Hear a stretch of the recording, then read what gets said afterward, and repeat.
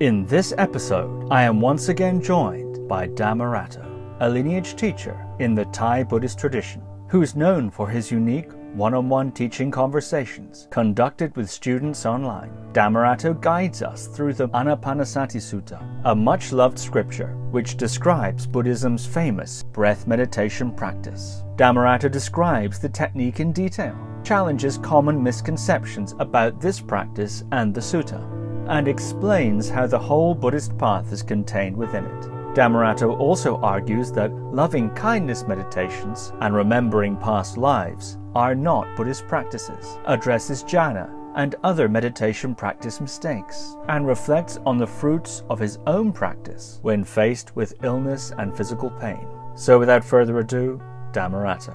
Dhammarato, welcome back to the podcast. I'm glad to be here. So I'm very pleased to talk with you again, and we decided today we'd talk about Ānāpānassati.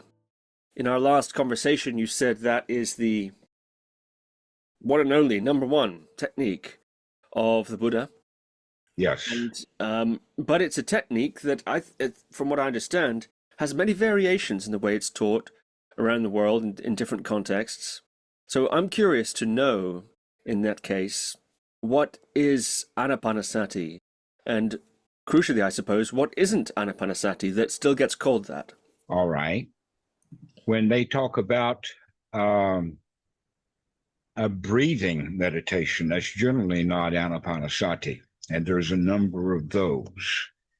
That, in fact, the Ānāpānassati sutta is based upon the four foundations of mindfulness, which actually means that all of the Ānāpānassati has factors and features of each of the four foundations of mindfulness. And so when Ānāpānassati is practiced correctly, it actually includes all four of those, though not instantaneously or at the same time.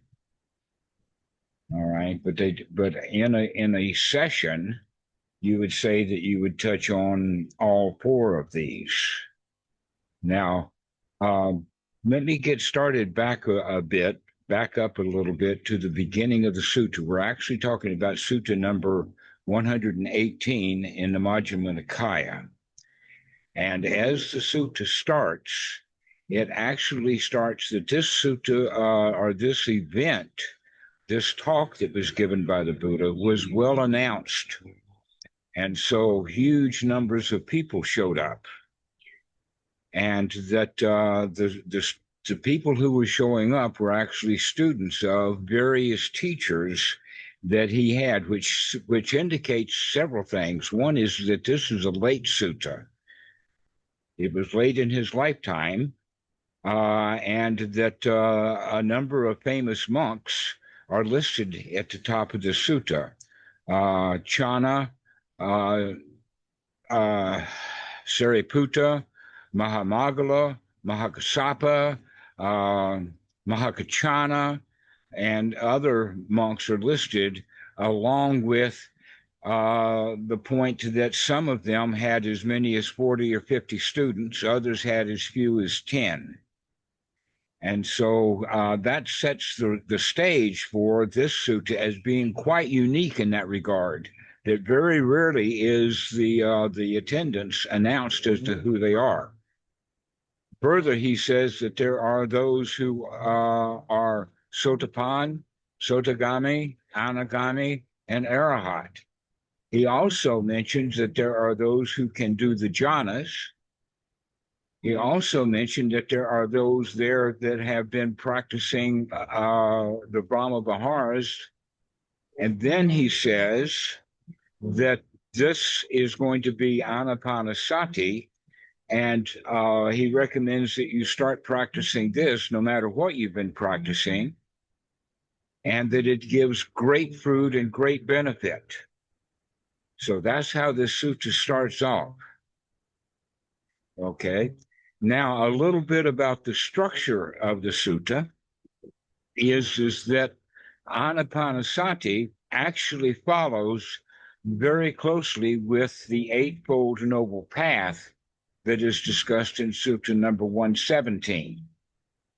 and that it actually goes along with it in the sense that Ānāpānassati is taught for the fulfillment of the four foundations of mindfulness, all four, which actually includes Kaya Nupassana, Vedana Nupassana, Chitta Nupassana, and Dhamma Nupassana, which those four Pali terms are actually for the body, the study of the body, the study of the feelings, the study of the mental states and attitudes, and then the study of the contents of the mind.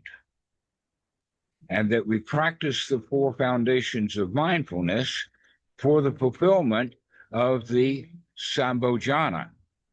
Now, the Sambhojana is actually very closely related to the Eightfold Noble Path in a particular way.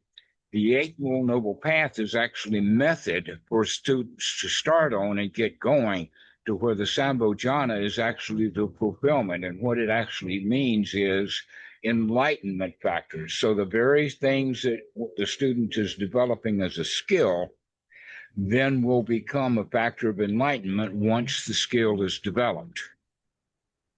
Okay, so all of these things fit closely together.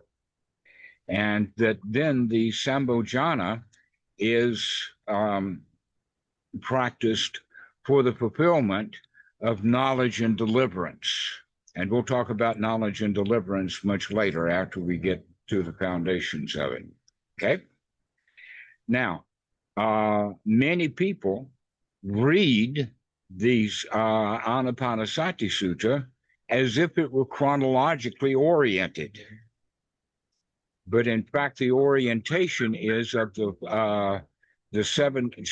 four foundations of mindfulness, which have their own order that actually predated the Buddha.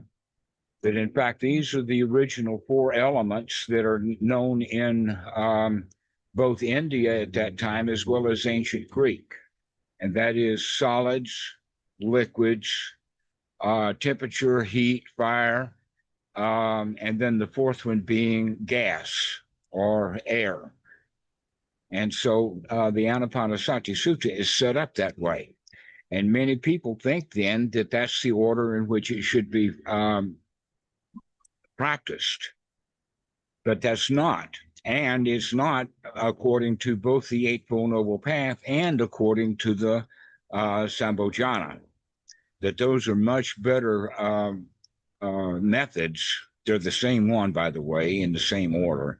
And that's the chronological way that Ānāpānassati is best practiced. Further, you mentioned to it from the last time that the Ānāpānassati practice, though it's named Ānāpānassati, is actually a complete practice, and it follows the Eightfold Noble Path, and it's what the Buddha taught. And we can actually then go with that into things like the 40 meditations that are in the Visuddhimagga, is just done by monks who really didn't understand what the Buddha was teaching. For instance, the Buddha here is actually teaching that he doesn't teach, let's say, the Brahma Viharas. He doesn't teach metta, that metta is more of an outcome of the correct practice of Ānāpānassati rather than a practice on its own. And you can see in the West that mostly the metta meditations and all are quite magically oriented. May all beings be happy, may all beings be enlightened, is magical, because since the time of the Buddha up until now, no time in civilization has there been more than just a few people who were enlightened at any one time. So may all beings being enlightened is pretty ridiculous offhand. So from that perspective, we can say that metta meditation is not what the Buddha taught. That what he taught was something that was quite practical for those who are actually, Satikaro uses the word serious, but I would use the word enthusiastic instead, because serious has a really serious connotation. That in fact in Thailand, the word serious actually means upset, uptight, angry. Don't get too serious, jayin, that's the way that it's looked at. And so looking at this practice is enthusiastic. Now, another point that can be covered is the distinction between sitting meditation, which is what everybody in the West thinks, that you're supposed to sit on the floor in pain for a long period of time, like they do in all of the retreats.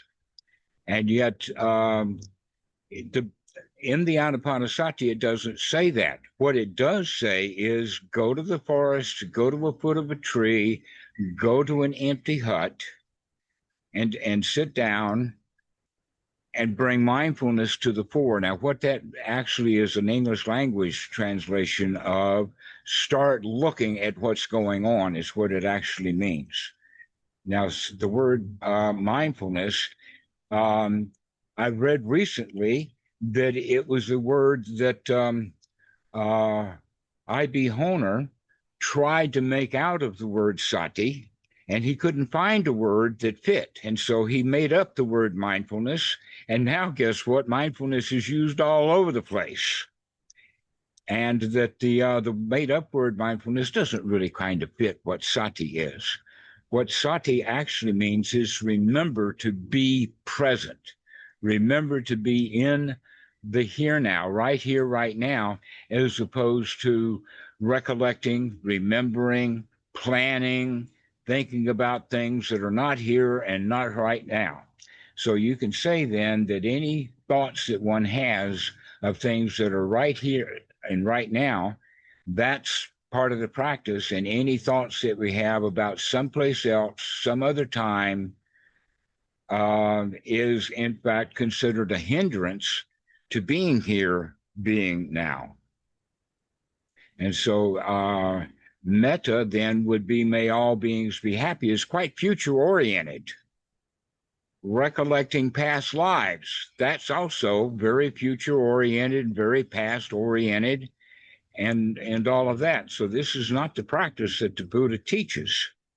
What he teaches is, according to the Eightfold Noble Path, is to look at what you're doing. The looking, the right noble view is not a view in the sense of a viewpoint or a world view or a concept, because concepts have past and future built into it. And so it's not a noun like a concept, it's actually a verb like looking at what we're talking about right now. So with right noble looking, we can see what the mind is doing. But that takes a little skill that, in fact, I've seen a lot of people, especially on Discord lately, don't have a clue about what that means. They just have thoughts and feelings, and they think that the thoughts and the feelings are who they are. And that if the teacher is nasty, then the student feels bad and blames the teacher, rather than recognizing, oh no, the feeling bad was created within the mind of the student. Can't he see that he's creating that? So this teaching of the Eightfold Noble Path and the practice of Ānāpānassati fit really, really well together. And if you understand the four foundations of mindfulness, then the way that it's set up in the Ānāpānassati Sutta, you can see that clearly the Ānāpānassati Sutta has the intention or the design to bring the student into the first jhana, not higher jhanas, but into the first jhana, because of the fact that the first jhana has particular aspects, particular features, and those are the features that are covered in the Ānāpānassati Sutta, almost in the sense of a list. So if we're practicing the Eightfold Noble Path, the correct way of practicing that is to remember to be in the present moment so that you can look at what the mind is doing right now with the idea or the understanding that we're going to change it right here, right now. Now, in the Ānāpānassati Sutta, item number 9 on the list actually fits quite well with that Eightfold Noble Path item of looking at the state of mind, looking at what the mind is doing.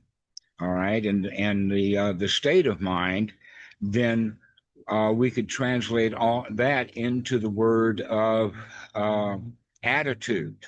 Now, in some translations of the Eightfold Noble Path, the Pali, they translate the word samasankappa as a thought or an intention. But both thought is wrong, way wrong, and intention has the problem of generally intention is related to behavior, to where attitude is the best definition. So one has the right attitude, and that the way that we get a right attitude is by changing whatever attitude is there, by gladdening the mind, by brightening the mind. And that we brighten or gladden the mind actually by changing the thoughts that we have into more wholesome thoughts. Like, oh no, that's a problem, into everything's okay, no problems. The problem was something that I made up. And this is something that's most difficult for a lot of people to understand. They think that the problems come to them and then they pick up the problems. The reality is that every situation that comes is just a situation, and the problematic part of it is invented inside the mind through unwholesome thoughts. And so we'll have all that's bad is an unwholesome thought. Or the thought of it doesn't matter, it's not important, would be much more wholesome thought. And so we can then gladden the mind or brighten the mind by having the right kind of thought, the wholesome kind of thought, which will brighten the mind or gladden the mind into having the right kind of attitude. Now, most people were born with an attitude of being a victim. Every baby is completely dependent. And as the child grows up, he is still dependent upon mom and daddy. They want him to hold their hand, they dress him, they feed him, they tell him what to do, etc., like that. And so the child develops then the habit of being in the attitude of being the victim or the one who needs to be taken care of. And that habit then continues right along into adulthood, in the sense of, I needed help from mommy when I was a child. Now I need help from the teacher when I'm in high school. Now I need help from the teachers in college. And now I need help from the bank, and I need help from the religion. I need help. And that's the whole way. In fact, you can see that our society is structured around that hierarchy of who can do the work so that I don't have to. And so we have lawyers, and we have accountants, and we have all of those kind of professions, because what we think we need doing, we can't do it by ourselves. And so when we develop the right attitude, that brings us into a state of, let us say, independence, so that then when we go back into society, we can be interdependent with society rather than dependent upon society. So we actually then are changing the language that we use, as well as changing the attitude that gives us the language and the thoughts that we have. And so that then would be the chitta nupassana. So you could say, in fact, that that getting the mind straightened out is the first item of practice. Now, along with that, we can also look at feelings and look at the body. That one of the qualities is that we need to practice so that our body is comfortable. Because when the body is not comfortable, especially for the beginner, then the mind is not going to be comfortable, because the mind is dependent upon the body. But once practice gets started very well, then we remember to make sure that the body is comfortable. We take care of the body.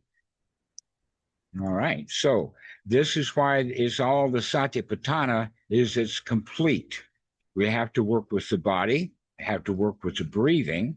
And as we are working with the breathing, we also do kind of an investigation of the body to find out what the chemical systems are doing. Now, in the time of the Buddha, they were not very highly scientific, medical, etc., like that.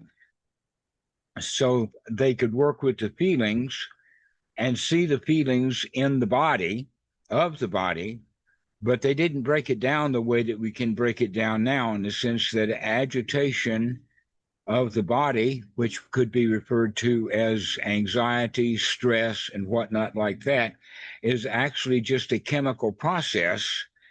Much of that comes out of the adrenaline gland, pumping in adrenaline and cortisol into the blood, which gives us energy. Now, in the old days, in the prehistoric times, we were subject to being in a dangerous environment. And so we have built-in danger signals, and that when there is real danger, then we will have all of this adrenaline set up in the body for fight or flight. But when let's say the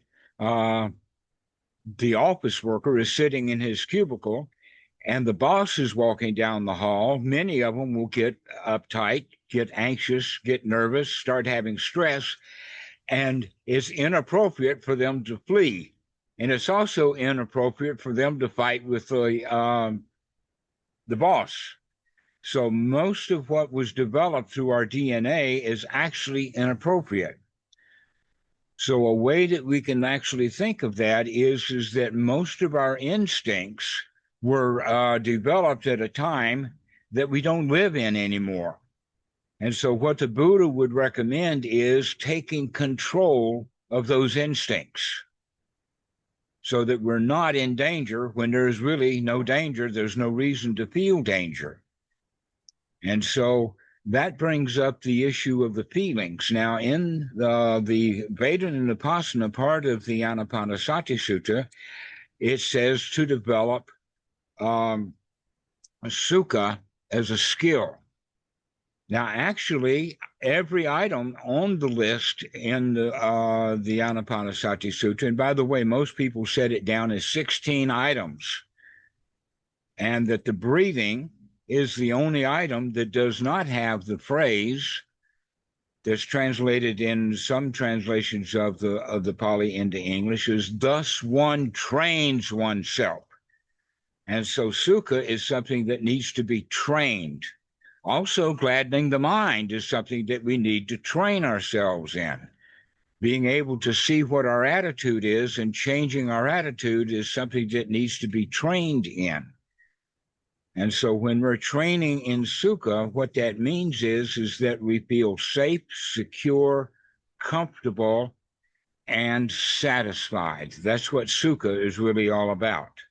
Now, the interesting point is that in the Pali, as well as several other languages, including Thai and Gujarati, in Gujarati is dukhi and sukhi. And that the dukhi and sukhi are actually opposites of one another. Duk and sukh in Thai, and duk is one thing, but sukh is exactly the opposite to it. And we can also translate that into English as dukkha is dissatisfaction and sukha is satisfaction. Well, if that's the case, that means then that the Ānāpānassati Sutta is directly related to the entire teachings of the Buddha coming out of dukkha into a state of not having any dukkha, being in a state of satisfaction. Now, this needs to be trained, and the reason for it is because we have been trained in being dissatisfied. We're trained from it. Here's many examples. One is you don't know arithmetic. Well, you got to know arithmetic. You got to go to the first grade. You got to learn to read and write. You got to learn the ABCs, etc., like that. And so we start off in a state of not being good enough. We're not satisfied. We're dissatisfied with life. And people then will live their whole lives being dissatisfied because that's the habit that we built up. But in the practice of Ānāpānassati, what this actually means is we can go through the process of looking at the unwholesome thoughts, changing them to wholesome, and by doing so, gladdening the mind, which means changing our attitude into a wholesome attitude, and therefore we bring to mind satisfaction. This is the whole practice of it, okay? So we have now touched on we've touched on all four of the features of Ānāpānassati, the four foundations of mindfulness. And so the further work that would be done is to see how these things are interrelated. It's really good for the students to recognize that your feelings control your attitude controls your thoughts, but it works the other way too, that the thoughts that you have can control or influence your attitude, and your attitude can influence your feelings. And also the body and bodily sensations can affect the way that we feel. All four of these are interrelated.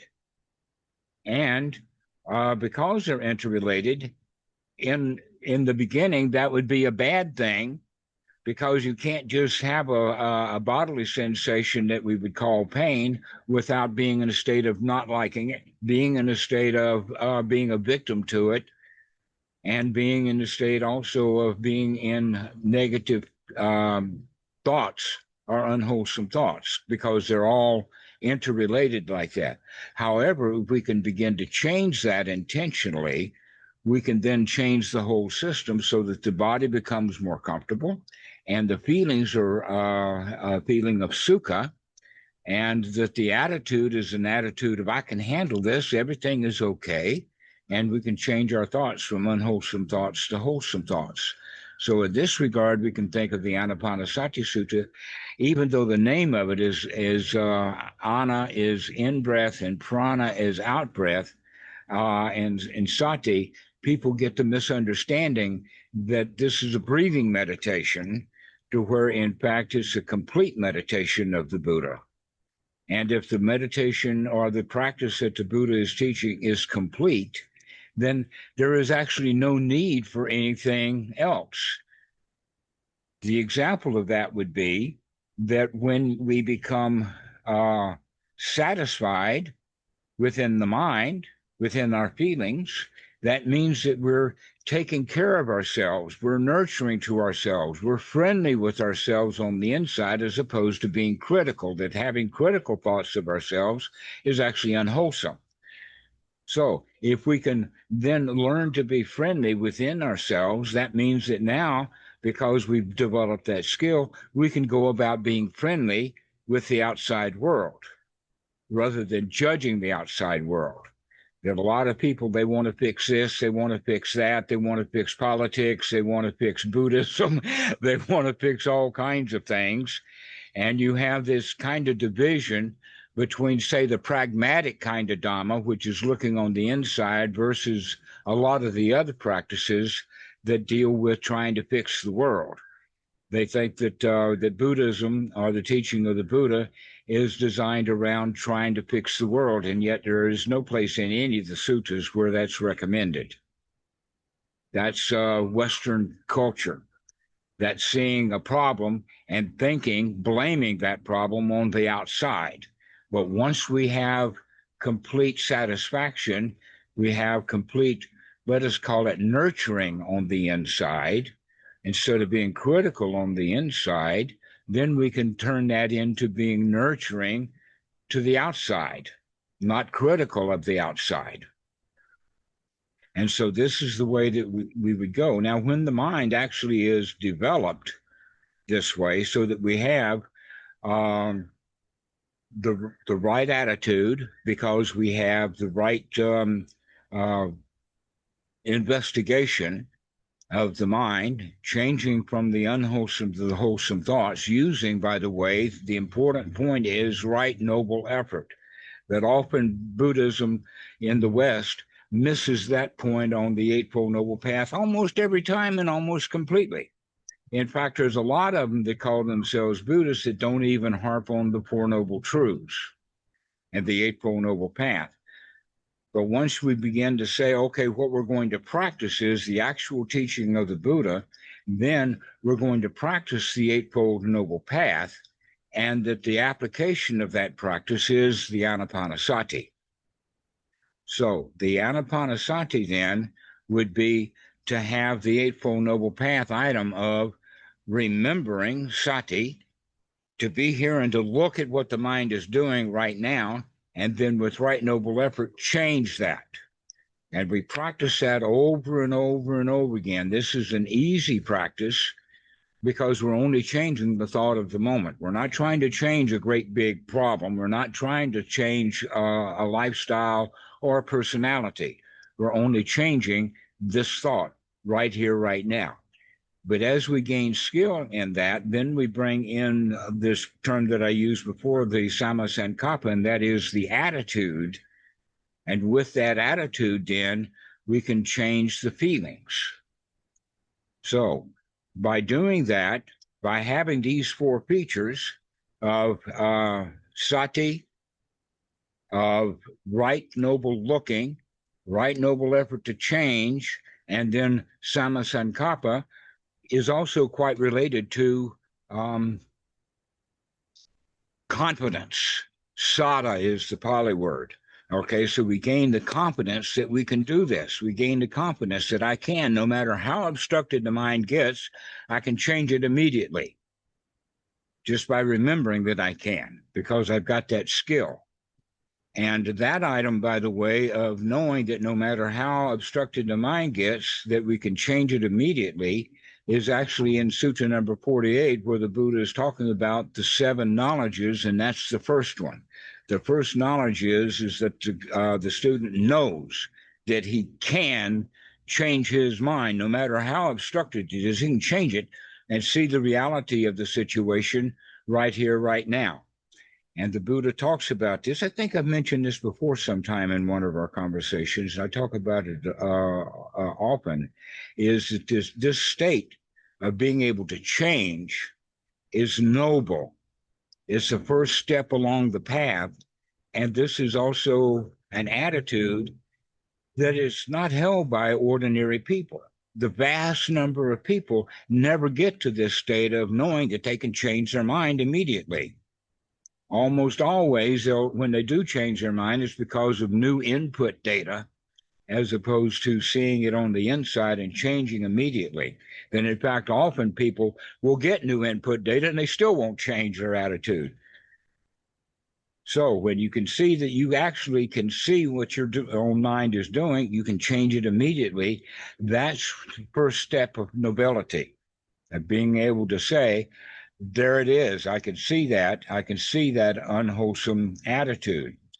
Now, with these 4 items that we've talked about on the Eightfold Noble Path, that develops the 5th item, which is what we would call the samadhi mind. Sama area samadhi means that now the mind is collected together. It's unified. It doesn't mean concentration. Often when we use concentration, we're thinking of throwing a whole bunch of stuff out and getting down to the essential core, to where samadhi doesn't mean concentration like that. What it does mean is gathering together all of the factors and putting them together. That's another kind of concentration, is by gathering all the factors and putting them together. Once we have that samadhi mind, we're in a state of where we don't want anything, we don't need anything. And if we don't want anything and we're sabai, we're happy, we're satisfied the way things are, then we're not likely to go kill anybody to get it. We're unlikely to go steal it if we don't even want it. It's unlikely that we're going to lie about it if we don't care. So This actually then, the noble Eightfold Noble Path is different from the ordinary Eightfold Path in that the starting point, especially for children, like in Thailand and also in the US, they give them all the rules first. And so they teach them to behave themselves because the kids are not wise enough to see how to behave. But when the mind is noble, then we work through wisdom. We work through that samadhi mind. We can see clearly to the organized mind. And so when the mind is noble, the sila, the morality, is automatically taken care of. But society, it needs the rules. It needs the laws. It needs the government because the people themselves are not wise enough to behave themselves naturally. So this is now the Eightfold Noble Path in its practice, and that we can see those factors then in the 7 factors of enlightenment, the Sambhojana, in that unremitting mindfulness is the first item. Unremitting investigation of the mind states is the second item. Unremitting energy as opposed to right noble effort. We actually have now the right noble effort is so easy that it's energetic. And then the next one is unremitting piti sukha. Well, we've already talked about piti in the sense of being joyful, being joyous, being satisfied, and that we can say that with the sammasankappa, that gives us success, the feeling of success, the feeling of, wow, I've got this made. That would be the piti, the bliss, the wholeness. So the next item on the list then is unremitting peace and quiet, because we can now with that go back to the bodily part of the Ānāpānassati Sutta. I talked about it only in the sense of knowing the body, investigating the body, seeing the anxiety, seeing the tensions, etc., like that, with the understanding that we're going to relax the body.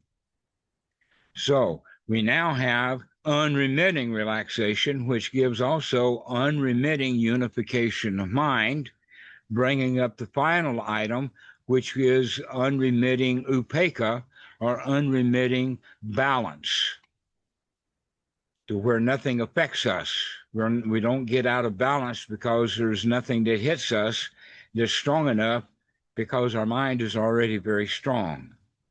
So we can also go back and recognize that, oh, that means that now we have all of the factors of the first jhana built right into the Ānāpānassati Sutta. What are the factors of the first jhana is, number one, being free from unwholesome thoughts, being free, in fact, from all of the hindrances of wanting to get rid of, restlessness, worry, doubt, sloth and torpor, and all of that kind of stuff.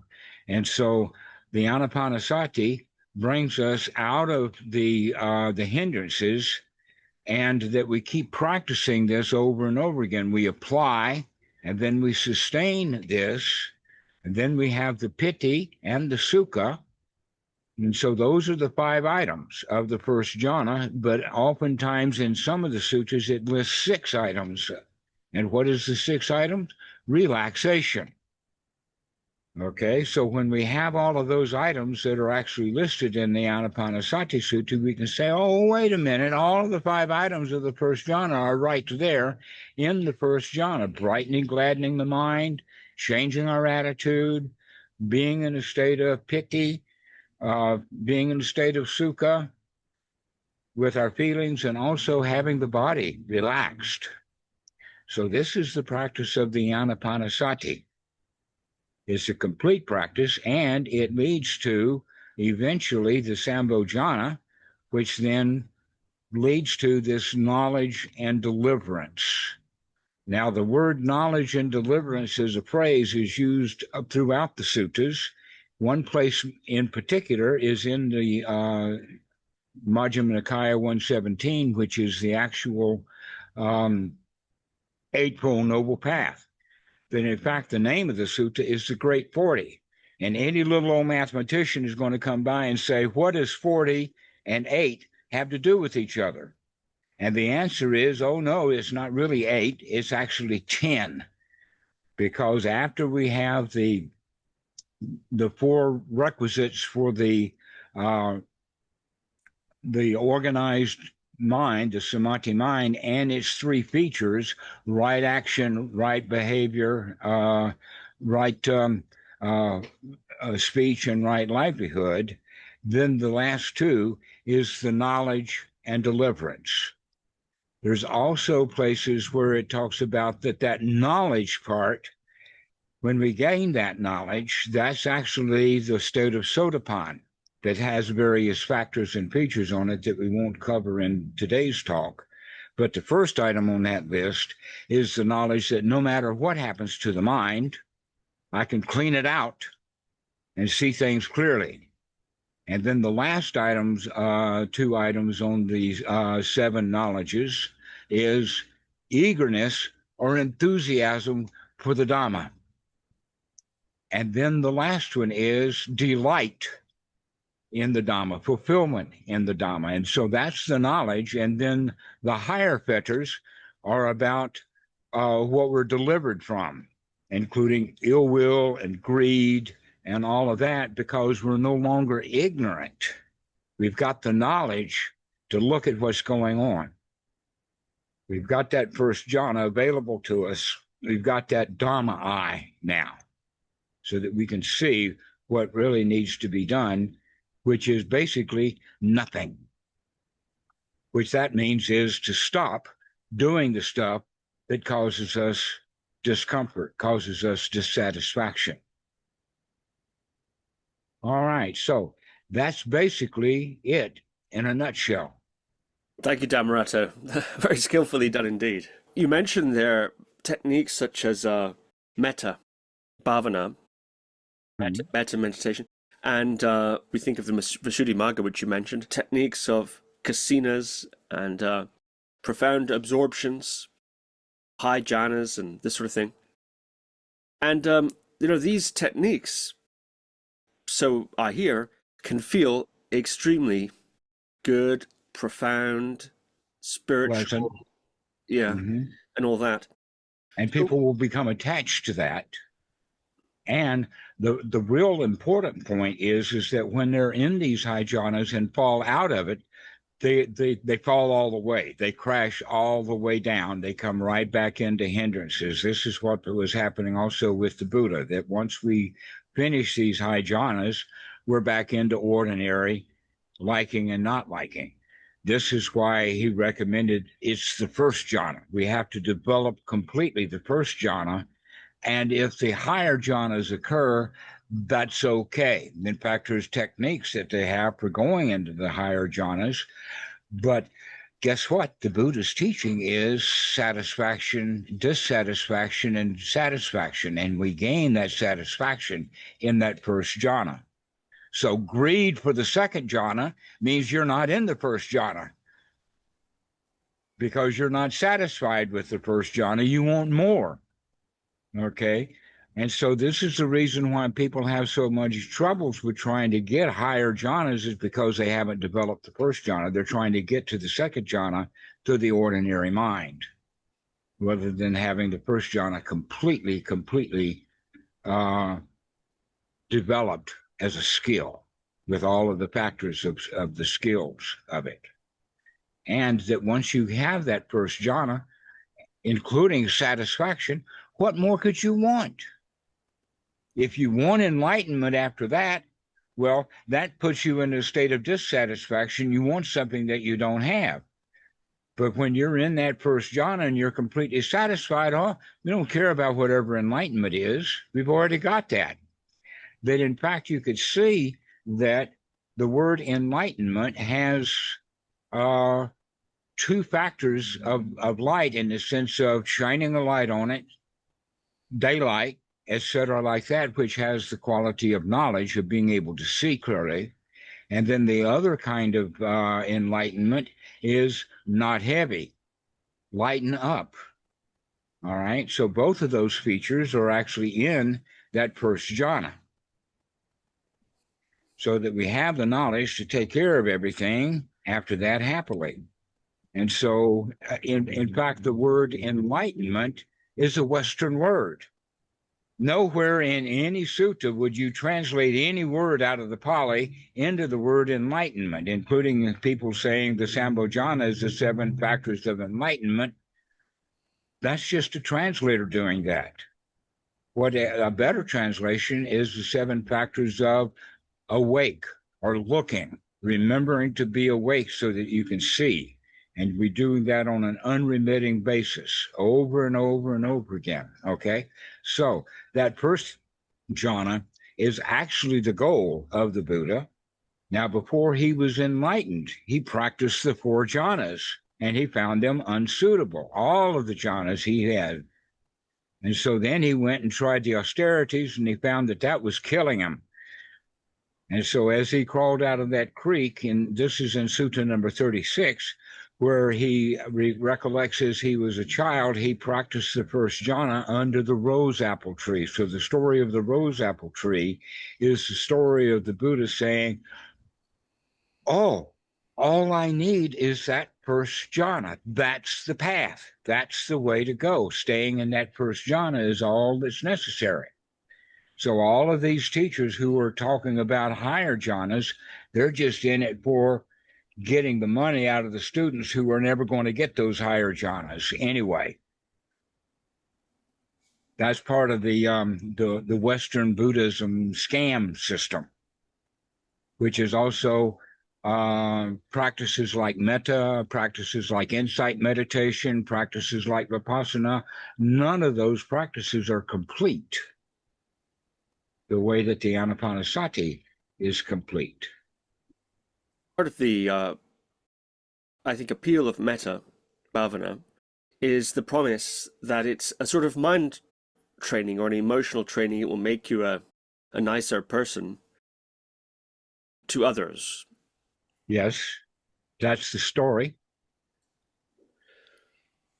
But it's not developed as a skill, and therefore, because it's not a skill that's developed, then you can be friendly in metta and all of that until metta is not returned, and then you get unhappy. I've got a story about that. In fact, it's a funny little story, to where the old man and his wife went to church, and while they were at church, he gave a testimonial to where he was saying, I really like children. I have a lot of, if you want to use the word for it in the Christian church, he's got a lot of metta for the children. And then he went home and saw that the concrete that he had poured just recently had little footprints in it. And he got all angry and uptight. Those kids in this neighborhood, and they're not careful, and why? And his wife says, but wait a minute, honey. Just this morning in church, you were saying that you really, really liked children. And he said then, yes, I like them in the abstract, but not in my concrete. Okay, so that's what happens with metta practice is that you don't have then the skill of being in a good state. So you can practice metta all you want, but just as soon as you have an opportunity to being confronted with that, it's weak. It's not very strong at all. We have to actually practice it. And one of the ways of saying it is we have to practice to become really, really skilled at being friendly to ourselves. To give yourself metta, as opposed to being critical and wanting things. And so if you practice Ānāpānassati correctly, you will gain the skill of metta, but if you practice metta meditation, you won't. Then in fact, it's quite magical in its thinking, the way that it's normally taught. So if I were going to teach metta and call it metta, we would start with being happy with the way things are right now. If you can get away from it all, get into seclusion and practice correctly to get into a really good state and practice and practice and practice, then you can go out into the world and see the world for what it is and still be in that really good state. If you're friendly with yourself to the point of it being a skill, then you can apply that skill to others.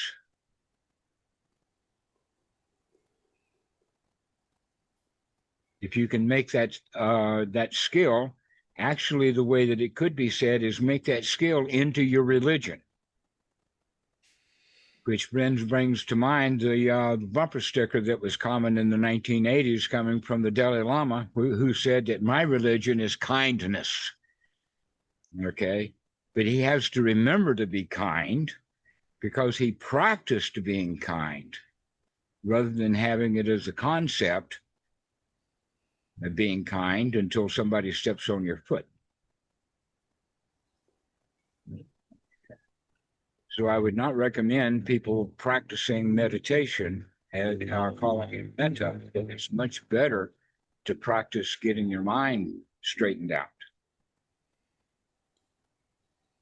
And in fact, the mind getting straightened out is universal to where metta is just one example, one place, one concept.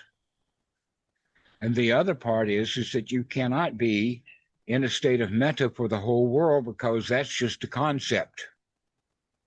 You can only be friendly to the people and maybe the cats that are in your lap, right in front of you. That's our world. Our real world is the world of our senses, and the world out there is just a world of concepts. And so people develop metta in the sense of having metta for their concept of the world. And then when the real world comes, where does their metta come? Where is it? So metta is actually in the abstract, and we need to have it in the concrete. And so getting your mind straight teaches you the skill of dealing with the impediments to friendliness. And so that's why metta is a consequence of the method you're talking about here. Right. That's another way of saying it. That metta is not a practice. Metta is the result of correct practice. And so that's a good point where people can remember that the Buddha didn't teach metta. That in fact, there's suttas where there were people in other traditions that were practicing metta, and the bhikkhus ran across it and heard what they had to say and came back and told the Buddha about it.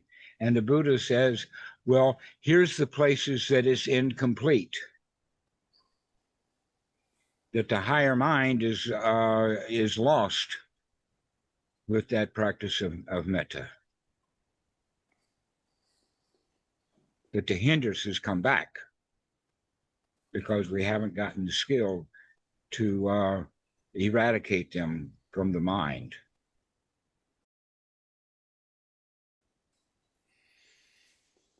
Okay, so we can bring one more concept in, and that is the twin terms of Vipassanā and samatha. First off, Vipassanā is not ever mentioned in the suttas. It's not even mentioned until we get into works like the Nikāya. Samatha is very rarely listed, and we can think of the samatha as actually being calm and stable enough to see how things are. So you can equate that with the first jhana. But now in the Nikāya, what it says is that if you have vipassana but not samatha, then you need to develop the samatha. If you have samatha but not vipassana, then you need to practice that. But if you don't have either one of them, which is where most everybody is, then they need to be practiced together. Now, how we can do that is by being mindful of what we're thinking, and we can have the insight into, oh, this thought is unwholesome. And so we practice Vipassana right from the very beginning in Ānāpānassati. We just don't use the language for that. And when the mind is fit for work, when the mind is full of sukha, then that makes it very steady, as opposed to being blown about by feelings and attitudes, that we've got those rock solid through skillful practice. And so samatha and vipassana are actually twin terms that are not really needed in talking about Ānāpānassati. And so Vipassana practice is, in fact, they call it dry. It's a dry practice, which means that it doesn't have the joy, it doesn't have the satisfaction, doesn't have the happiness built into it. And not only that, but people are looking for a deep insight, as if I finally see it, then I'll be okay completely. I'll be over it. But in fact, oh no, we need to see it over and over and over again and throw it out over and over and over again. The Vipassana is always really small. There's not really great big events. Now, there are some things that are very, very heavy duty insights that do have weight to them, like being in the army and having a grenade tossed into the foxhole you're in and having your buddy blown to pieces. That's a really traumatic situation, and it often will stay with people. It impacted them very great. But real Vipassana doesn't work like that, like trauma does. That it works subtly. And so we have to practice it over and over and over again.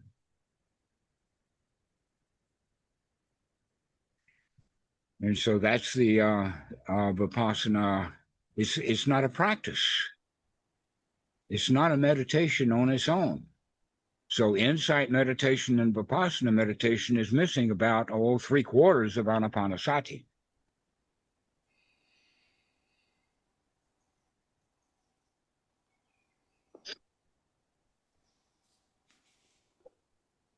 So the teaching of the Buddha, the Ānāpānassati, is a complete practice leading to complete freedom from the hindrances, complete freedom from all the worries and all the problems in the world. Is it possible to obtain similar results through these other techniques? What I mean to ask is, presumably some of these masters in other lines of Buddhism or other types of Buddhist practice and so on attain something. There are, for example, lauded Zen masters and Rinpoches and Sayadaws and people like that who pursue some of these other kinds of techniques as their main practice. You'd be surprised that, in fact, the way that they're practicing is actually just other language for Ānāpānassati. That, in fact, there's also a whole lot of techniques that people use that harm their body, like sitting for too long. And they normally cause knee damage and whatnot like that. But an example, perhaps, would be the Dalai Lama, who was raised not by a mommy, but he was raised by elder monks who were all probably in really good mental state. And so he practiced being in the kind of state that they were in rather than being full of hindrances. That, in fact, the most important quality that we're talking about is having the mind free from unwholesome thoughts.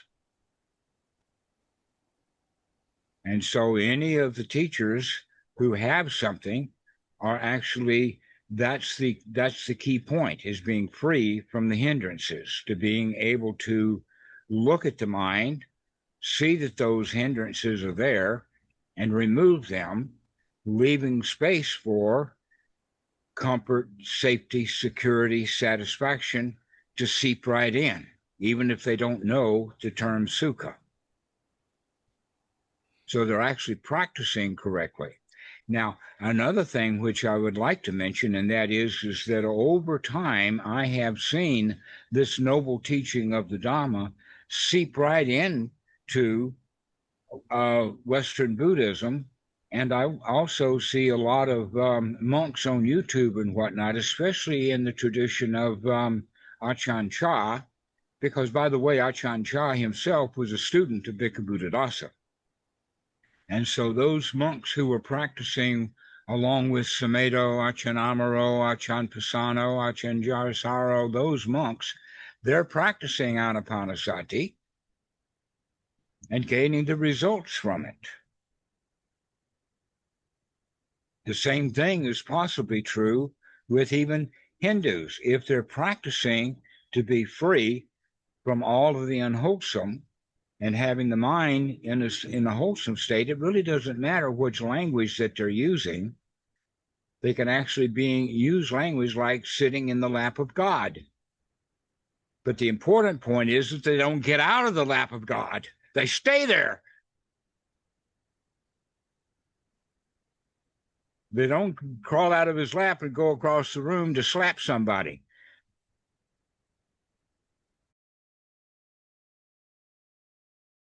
But how we can get into that lap of God is very, very rare. It's a very rare occasion. So people have to actually practice correctly by getting their mind straightened out. And it's really hard to get the mind straightened out when the body is uncomfortable. It's really hard to get the mind straightened out when you're angry, etc., like that. And so getting the mind straightened out, remember the Buddha says that the mind is the forerunner. And so if you get the mind straightened out, everything will follow along with that. But in order to help getting the mind relaxed and fit for work, get all the skills that you need, it's better to practice Ānāpānassati so that you can get all those factors together through correct practice. Otherwise, it's kind of spotty, hit and miss. Is it possible to develop these skills to such a degree that even physical pain, bodily sickness of quite an intense type, I don't know, chemotherapy, something like that, can be worked with?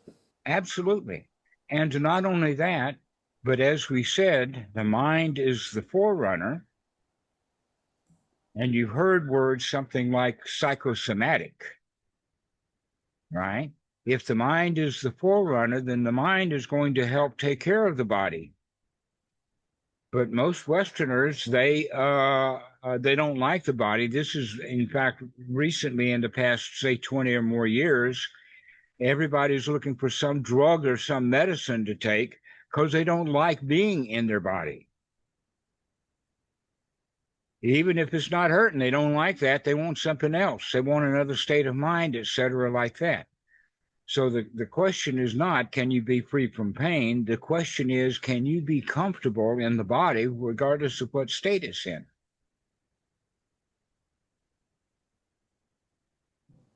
That in fact, I would say cancer would be one of the big issues. That when I was studying psychology, one of the phrases that they used was eating yourself alive. That cancer has a huge, huge psychosomatic component. That's why the doctors are often so surprised when people will have spontaneous remission. What happened? Maybe they say, wait a minute, look at what I'm doing myself. I'm going to stop feeling that way. And then the body begins to heal itself. The tumors will shrink.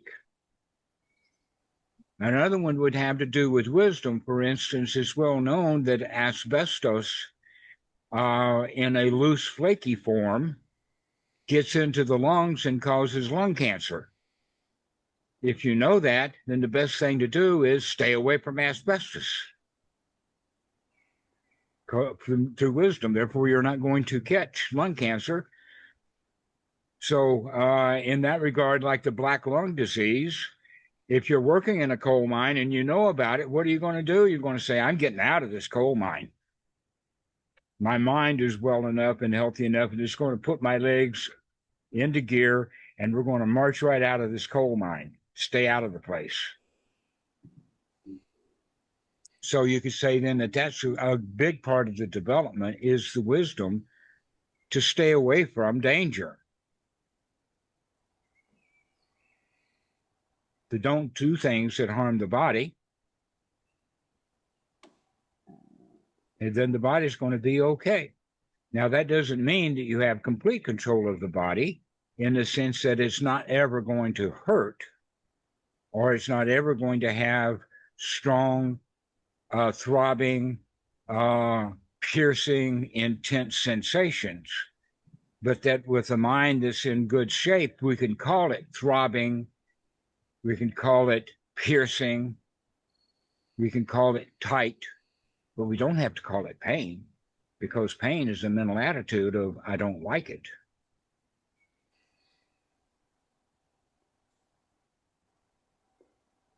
And I'm learning more and more about that as old age sets in. So you can be happy in old age even if you can't even walk anymore because of the sensations of the body. If the body hurts that much to walk, don't walk.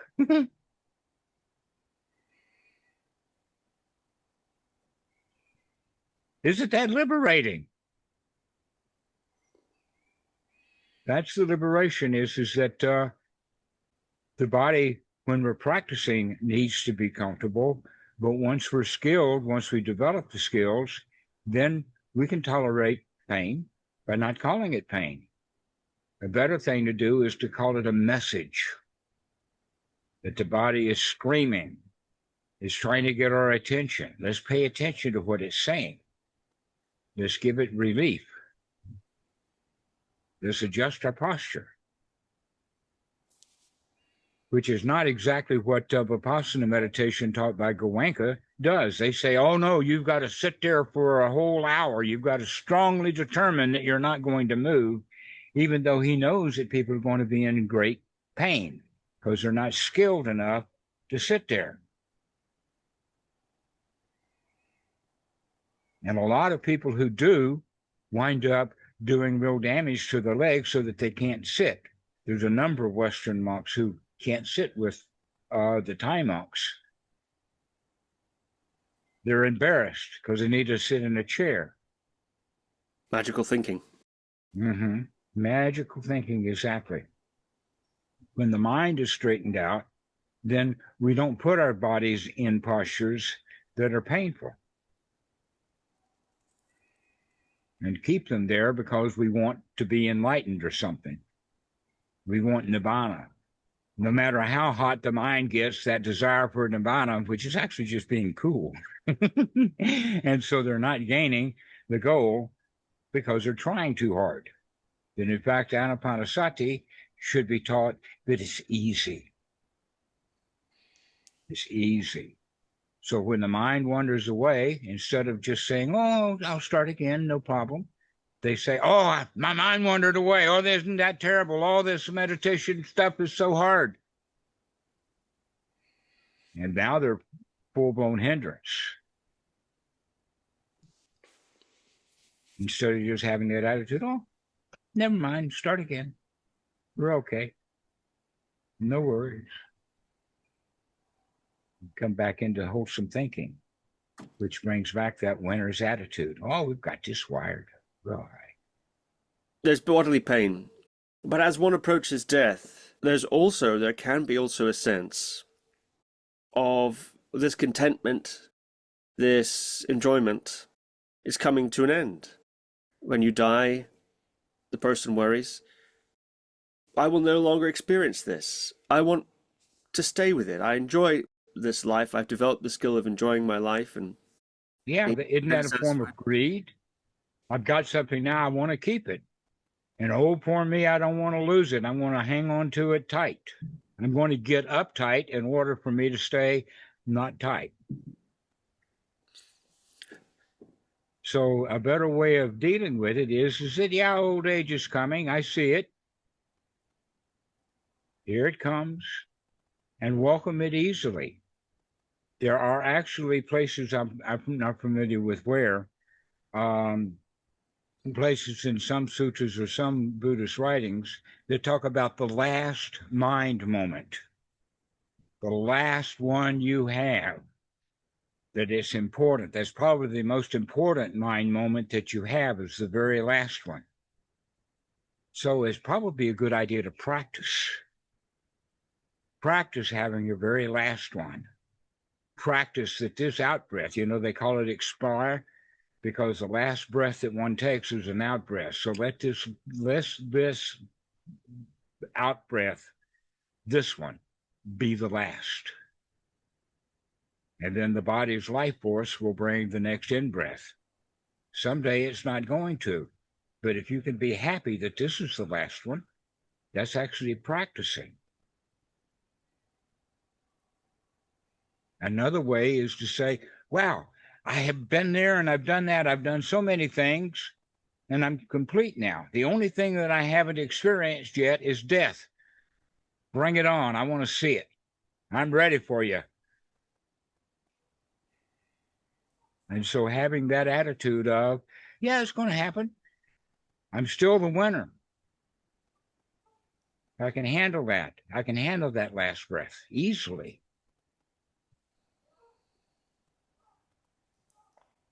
And a way that we can deal with that is by dealing with the sense of loss that we have watching our friends and our pets die. That in fact, in 2024, we had, I think, 6 dogs die. Most of them were dead because of poisoning to the neighborhood. That's how the Thais deal with stray animals and whatnot, is put poisons out. And so watching the dogs die, one after the other, saying goodbye. And then the favorite dog, Lucky, when she died, well, she's dead now. Preparing for my mother's death. I knew that it was coming. In fact, it was coming and it was coming and it was coming for years and years. It was coming. And finally, when she was 97 and she went out, I said, well, it's about time. Now she's not going to suffer anymore. And so if you can say goodbye to your best friends happily, then you can say goodbye to your very, very best friend happily when you die. There's no reason to cling to good feelings. And in fact, another way of looking at it is, wow, I'm glad that's over. No more dukkha for sure. There's the Pali phrase that they use at a funeral. Let me see if I can remember it. Anicca vata sankara upatawa yadamano upajitawa nerojante tesa Vipassanā sukha. Now, what that means is sukha is the highest sukha is being dead. That's the highest piece. The very best there is being dead. No more dukkha.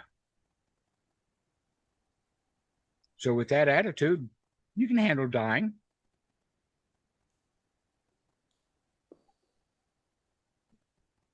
In fact, when they put me in that coffin, before they closed the lid, I would say, wait a minute, Mr. Undertaker, I want to see the bill.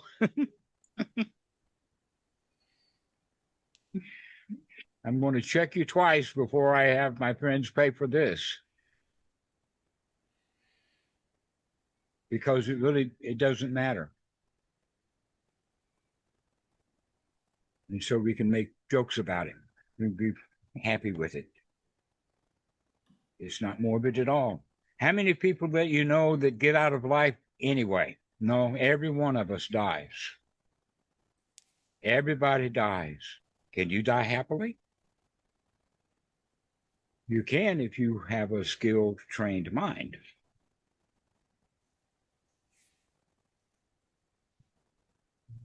Are you ready to die, Steve? If you're ready to die now, then that means that the rest of your life is an absolute joy. But if we're afraid of death, then that means that we go around avoiding things, avoiding death on a regular basis. We continue to create dukkha because we're avoiding being dead. But if it's okay that you're dead right now the rest of your life is easy peasy.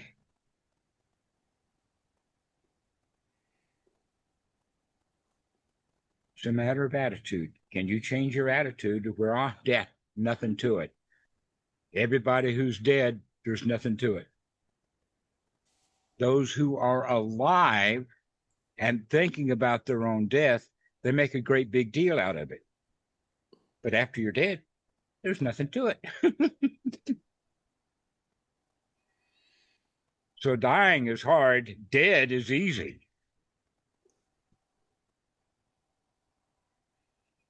But dying is only hard because we don't want death to come.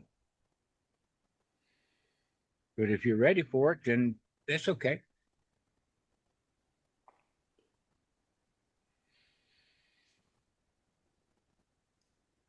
And if you think that you want to live on and on because you've got some sort of competition going, like I've got to at least outlive that guy. You know, Ajahn Chah now is 93. That means I've got to make it to 93? No, if the Buddha made it to 80, that's good enough. Bhikkhu Buddhadasa actually said that he made it to 87. That's 7 free years. So there's very healthy ways of looking at death rather than comparing ourselves with others and looking at scales and what actuary scales and things like that. There's no reason to do that. It's okay to die early. It's okay to outlive everybody. What's not okay is dreading death or wanting something that you really can't control.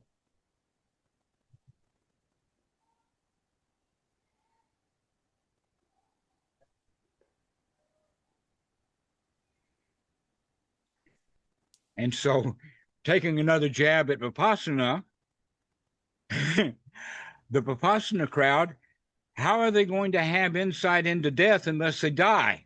They can't have insight into death because they're looking at it in the wrong way. But if they look at it in the sense of, there's nothing to it, and have that, that's the insight. The insight is there's really nothing to it. It happens to everybody. Then they can spend the rest of their life happily.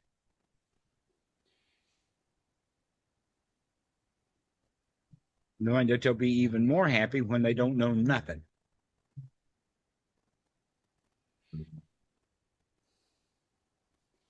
The death is the highest peace.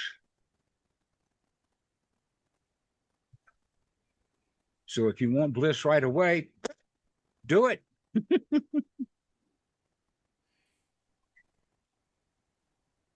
Otherwise, we can just wait naturally. Everything's okay, just like it is. Does that make any sense to you? Of course. Of course. So then, may you die happily. You too.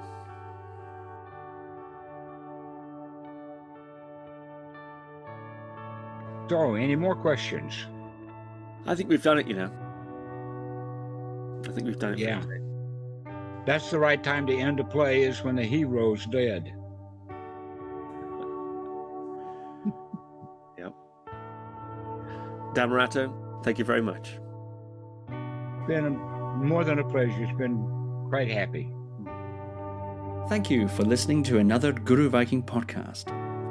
For more interviews like these, as well as articles, videos, and guided meditations, visit www.guruviking.com.